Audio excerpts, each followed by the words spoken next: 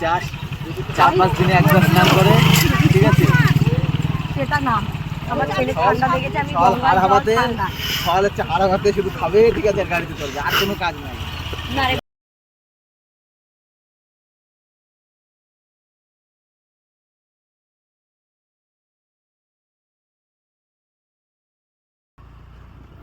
Hello বন্ধুরা, সবাই কেমন আছো? আশা করি ভালো আছো। আমি সুমন আরেকটি নতুন ব্লগ নিয়ে হাজির হয়েছি আপনাদের সামনে। আজ 14ই জানুয়ারি, পৌষ সংক্রান্তি, চলেছি গঙ্গা স্নানে। আমার সঙ্গে আছে আমার জীবন চলার সঙ্গী আর আমাদের দুজনের ভবিষ্যৎ, আমাদের ছেলে। ক্যামেরা ওম্যান আজ আমার মিসেস।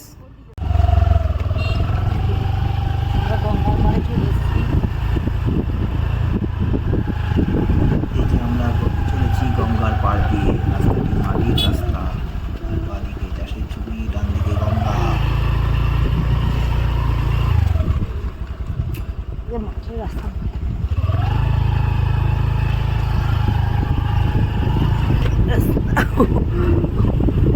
আমি একদিকে ছেড়ে ধরেছি গঙ্গা মা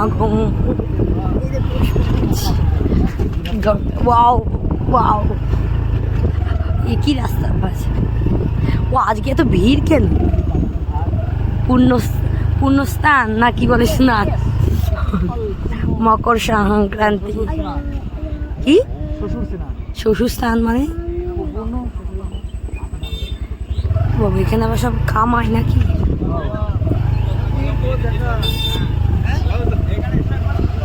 কি লিখেছে? এই ঘাট স্নানের জন্য খুবই বিপজ্জনক, এই স্থানে আগে যাবেন না।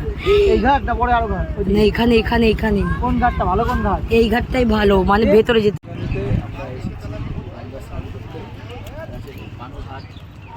কাটো কাটো। ঠিক আছে, তুই চাস 4-5 দিনে একবার স্নান করে, ঠিক আছে? সেটা না, আমার ছেলে ঠান্ডা লেগেছে, আমি আর হাওয়াতে ফল হচ্ছে হাওয়াতে শুধু খাবে, ঠিক আছে? আর গাড়িতে চলবে, আর কোনো কাজ নাই। না রে ভাই, আমি বাইক স্নান করি।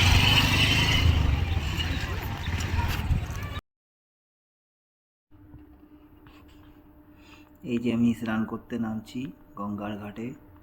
স্নান করব আজ পৌষ সংক্রান্তির দিন, পূর্ণ স্নান। জয় মা গঙ্গা বলে দিলাম ডুব। বাবা, জল খুব ঠান্ডা। হর হর গঙ্গে, হর হর গঙ্গে, জয় মা গঙ্গা।